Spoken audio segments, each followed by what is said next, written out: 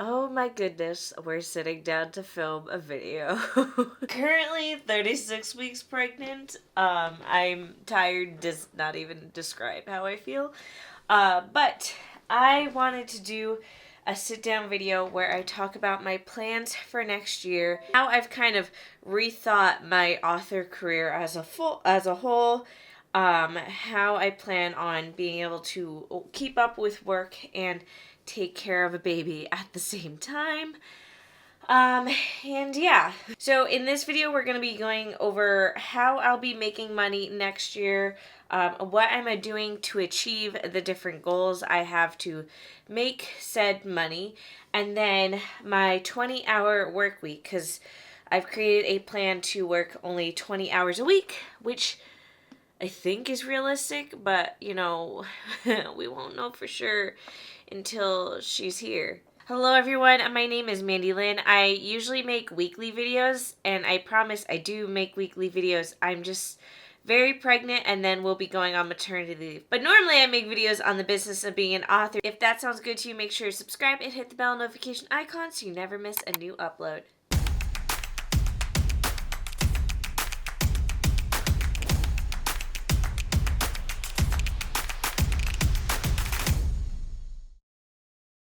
So today we're going to be talking about a lot of planning that I do. And this is very broad planning and an overview planning. But I also wanted to mention the type of planning that I do when I intensely sit down to plan for different quarters throughout the year. So I used to plan on a monthly basis and set goals for different months. Now I still do that, but I do it more so quarterly. So I plan for quarter one, quarter two, quarter three, and quarter four of the year. Last year I took Sarah Cannon's HB90 course, and it was a game changer. And I mention it because her course is open for enrollment again. It's open for enrollment as of today and will be open for enrollment until December 10th. So if you want to sign up for the course, make sure to do so.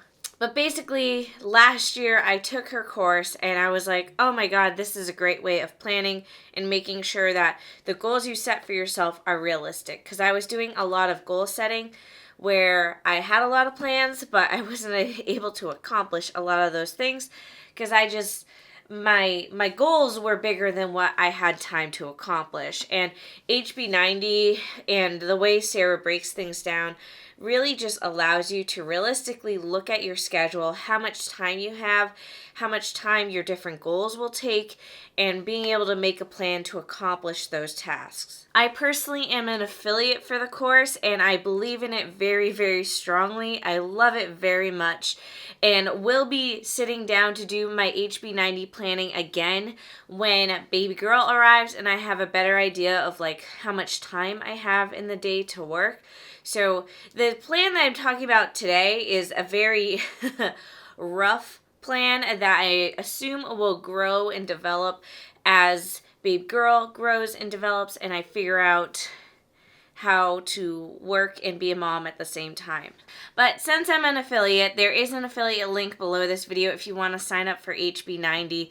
Again, it's a course that I've highly enjoyed and highly recommend.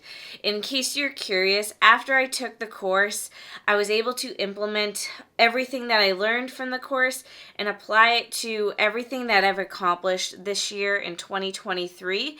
So that includes writing and publishing The Trail to You and Me, although technically I started writing it in November, but I did the majority of the work in 2023 to publish it. I also created 3 different courses, so for those of you who don't know, I created from scratch just in this year 3 courses on book cover design. The first course is on Photoshop, the second course is on typography, and the third course is the more advanced side of book cover design. So I created all 3 of those courses this year, and I definitely wouldn't have been able to accomplish that without the HB90 course because it was a lot of work to create 3 different courses also simultaneously at the same time and release them all at once. And then I was also able to prep for maternity leave, which is something I'm super, super thankful. And of course, do all the usual things that I always have to do, like YouTube, my sticker store where I sell writing stickers, my clients that I work with for freelance. I normally work with about 5 different clients every single month. Right now, I'm not working with any clients because I'm about to go on maternity leave, but you guys get the deal. So yeah, the course was a game changer. It will be linked down below. If you have any questions about the course, feel free to ask me in the comments and I'll do my best to answer them. Anyways, let's jump on my computer and I'll show you the document that I have. That's kind of like my very rough plan for 2024. Again, this is very rough, but as you know, things develop and I get a feel for what my new life is like, I'm sure this will change. Now, if you're someone who's one of my YouTube members, you may actually recognize this document because it's the same document that I kind of created for 2023, and I just updated it for 2024. Now, as you can see, when it comes to the money goals section, I am blurring that out because that is content that is exclusive to my YouTube members. So if you want to know the specifics behind what my money and monetary goals are, be sure to join as a YouTube member because I'll have a separate YouTube video with all this information updated. That video's live now. I will link it down below, so just know you have to join as a YouTube member to watch it. But basically, for money goals, the way I do it is I have my different avenues of where I make money, like Stonebridge stickers, my books, YouTube, Teachable, and cover design. And I have what I currently make, more or less. And then underneath that, I have what my goal is to make. Now, if you do join as a YouTube member and you actually get to see the numbers, just please don't do the comparison game. I've been working towards these numbers for a very, very, very long time. And I also focus on different things than I think most authors would. So yeah, just be mindful of all that when you actually do see the numbers. But if you do join as a YouTube member, I also in that video will be going over my monthly and yearly expenses because I found a big thing with, being an author and making money as an author is not only making money, but keeping your expenses low. Because this year I've made a lot of money, but I've also spent a lot of money. So I try to keep my expenses as low as possible. So before going on maternity leave, I kind of reviewed my monthly expenses and yearly expenses to make sure they were still relevant. And yeah, I go over those in detail in the YouTube members video. So obviously I set goals for how much money I want to make with my books, with my courses, with YouTube, all of that jazz. And that money isn't just going to happen on its own. Like I have to work to get that money. So I have things kind of broken down into different brackets and just listing out ideas of things that I can do to continually make money. So for Instagram, I have my 2 different Instagram accounts. I have at Mandi Lynn Writes, which is my kind of nonfiction Instagram, where I post about the book launch planner series, the marketing for authors series, my writing stickers, the formatting course, book cover design course, self-publishing tips, writing inspiration, and then day in the life stuff. And then we have my other Instagram, which is at author Mandi Lynn Bell, which is for my fiction books. And over there, I post stuff like quotes from the books, book reviews, book tropes, reader-focused content, currently reading, and about me content. Now, I'll admit, my Instagram accounts are where I'm lacking the most right now. That has a lot to do with fatigue. I am just tired. I also just don't like social media that much. Like, I know YouTube is technically social media, but it's not the same type of social media as Instagram, where YouTube, I don't have to pour energy into it every single day for it to be successful, whereas I feel like that is the case for Instagram. And also, as I've gotten older, I've gotten more private with my life and wanting to share less and less, so it's hard to feel motivated to post on Instagram. So this is probably the thing that I have to work on the most, is actually physically posting on Instagram on a regular basis. I'm kind of taking a break now because I'm exhausted, and I just hope that either sometime in my maternity leave or after my maternity leave, I'll be able to re-spark some inspiration to start posting on Instagram again, because it's really just a place where I'm lacking, if we're being totally honest. But otherwise, we have YouTube. The plan is to post weekly. Obviously, right now, I'm kind of more or less posting every other week because that's all I have the energy for. I don't know what's going to happen during maternity leave, but we'll find out. But eventually, when things are back and I'm back fully, the plan is to post weekly and once a month do like a vlog style video, because I know you guys like it and I think it's fun to mix up the content as well. And then for Teachable, Teachable is where I sell my courses. So there's only two things that I do currently to market my courses that are on Teachable. And that is that I have email sequences to promote the courses. So when anyone signs up for my newsletter, they enter an email sequence. I think I send out 5 different emails. It's 1 email a day for 5 days when you first sign up for my email. And it's just to introduce you guys to me and let you know who I am and what content I have already available. So part of that email sequence is that you learn that I have courses on formatting books and I have courses on designing book covers. And there's other things that I talk about in that email sequence as well, but that's one of the big things and one of the things that I do to really promote my courses. And then I also just mention my courses in my YouTube videos, like right now. And honestly, that's all I really do to promote my courses. It goes back to just working really hard to build a solid platform. And then once you have a solid platform, it becomes much easier to do marketing for big, giant products that you create, like courses. And it's something I'm very thankful for, because it is the thing that's allowing me to go on maternity leave kind of stress-free when it comes to being able to make money without having to continue working. And that's not to say that because I created courses, I don't have to work.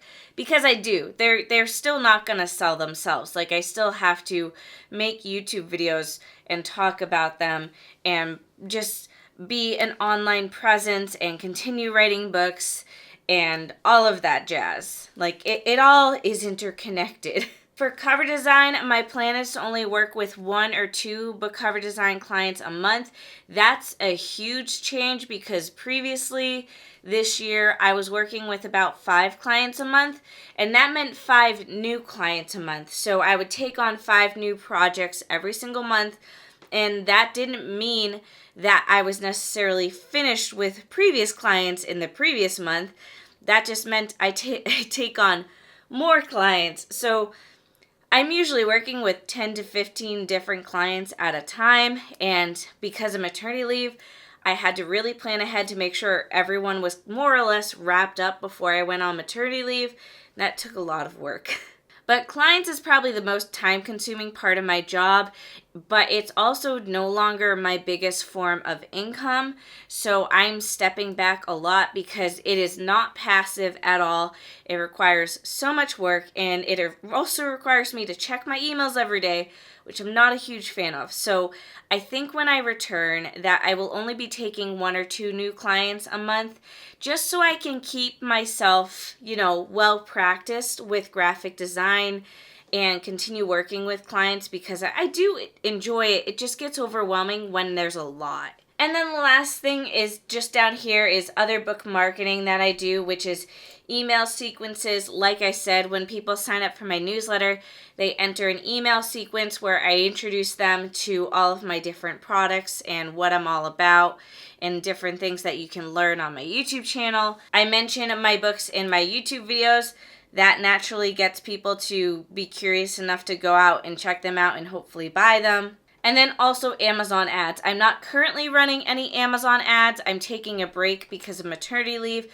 But when I get back from maternity leave, I will be hopping back on the Amazon ads train and hopefully generating more book sales. So currently my income is kind of like dropping the littlest bit because I'm not able to do some of that more continuous marketing that I normally do.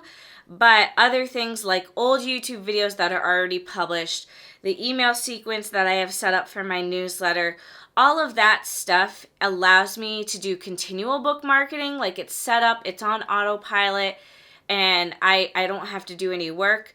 But other things like posting to Instagram, obviously that is going to require daily work. So let's scroll down to my 20-hour work week. So please note that my 20-hour work week does not include writing. So this is just everything but writing. But I don't write every day, and I'm not always writing every season. So I go through seasons where I'm writing, and then seasons where my book is with my beta readers, and then seasons where I'm editing, and then seasons where my book is with my editor. Like, I just go through cycles. So I didn't want to create a work week for writing. It's more so I will fit writing in when I can fit writing in. And I'm trying to create a 20-hour work week, so when I do need to write, there is time for it. And I also color coded it. So I kind of wanted to establish when I was going to be doing each different thing. So if it's yellow, it means that this is something that I'm doing during baby's nap time. If it's orange, this is something I'm doing when Phil is home, which is my husband. He's home, but he's not at work. So he works second shift. So this means that I'll be waking up like early, getting ready early, handing the baby off to him so I can do some work before he gets to work. And then if it's blue, that means work that's going to happen after bedtime. So after she's down, like, officially for the day, then I'll be able to get some work done. So Sunday is a weekend, but it does require me 1 hour of work, and it's pretty simple, just sharing my YouTube video. I have a little checklist of things that I have to do to share my YouTube video because they are usually published on Sundays, like today. Monday is a 4-hour work week, so the plan is to post to social media. You'll notice that I plan to post to social media every single day during the week. I have to write that down as an individual task, otherwise it will not happen. Again, I'm just not drawn to posting on social media. I used to try to content batch and like pre-plan a week's worth of content, and I find it doesn't work for me, so I'm just going to sit down every day. I have an hour set aside every single day to make one post. And I think I should be able to pull that off. And that'll happen during her nap time. And you'll notice I don't have a lot happening during her nap times because during her nap times, I want to give myself time to rest. I want to give myself time to clean the house, do things around the house. Like, I don't want her nap time to become my dedicated work time.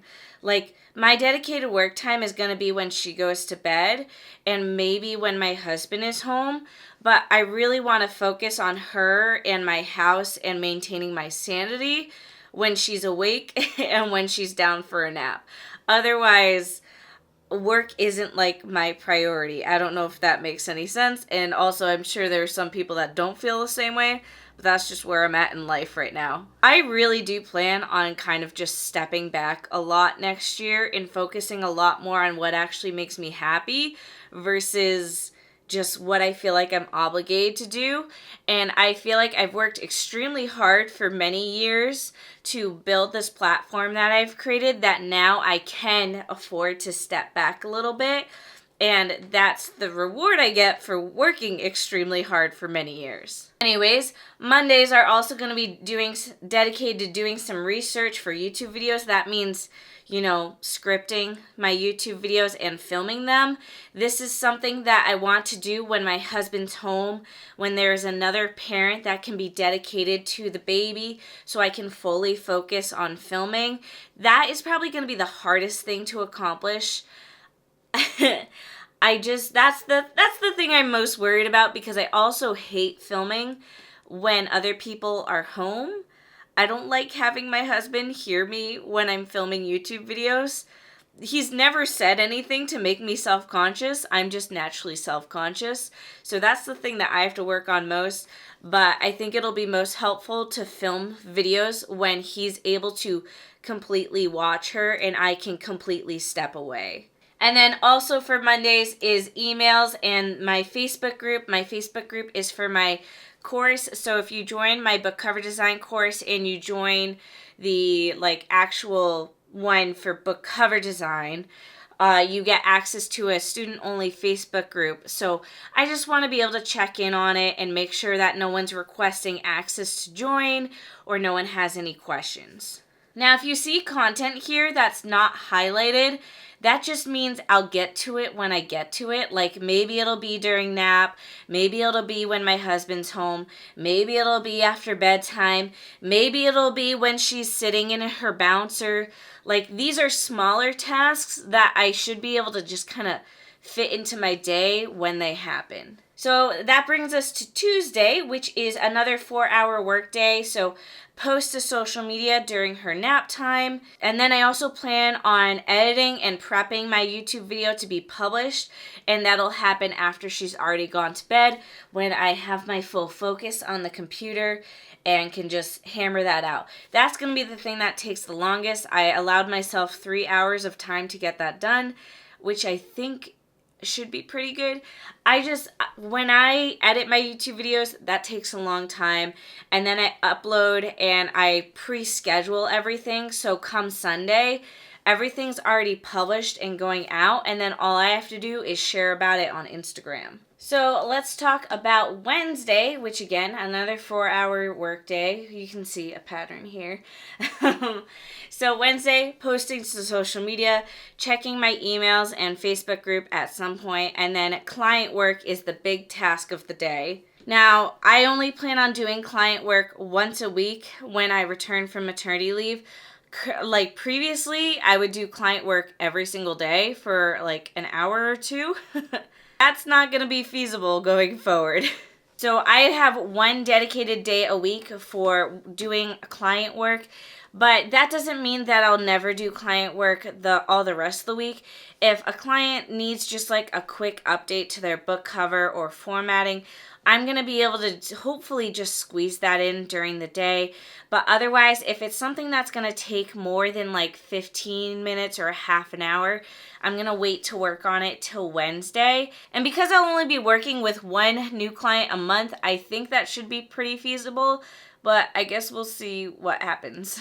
Thursday is, again, posting to social media, checking emails at some point, and then the big task of the day is doing any marketing or admin work for my books. So this is where I sit down and do stuff like Amazon ads, where I might do some marketing strategy stuff.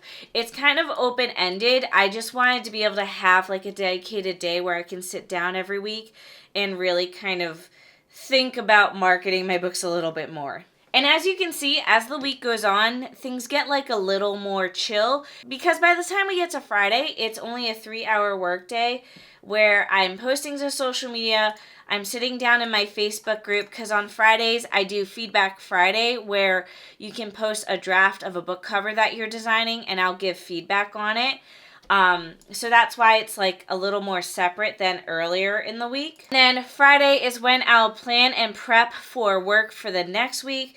And it's also going to be a catch-up day. So say like maybe Tuesday she was sick and because she was sick, I wasn't able to edit my YouTube video. Then I'd end up doing that on Friday instead. So I just kind of have like a buffer day, and I think that buffer day will be very, very helpful. And if I don't need the buffer day, I might end up leaving the house and doing something exciting on Friday instead. So that is my plans for 2024. I don't know how it's gonna go. No one knows what it's like to be a parent until they're a parent for the first time. Even if you guys tell me what it's like, I'm sure my experience will be different from everyone else's experience. So this is very open-ended, and I'm just excited to see what life will be like. I feel very good about everything, and yeah, can't wait for her to be here. I'm very uncomfortable right now. Anyways, that is it for this video. I'll come and post another video eventually. But be sure to stay tuned. Thank you all for watching. Be sure to give this video a thumbs up, comment down below, and subscribe.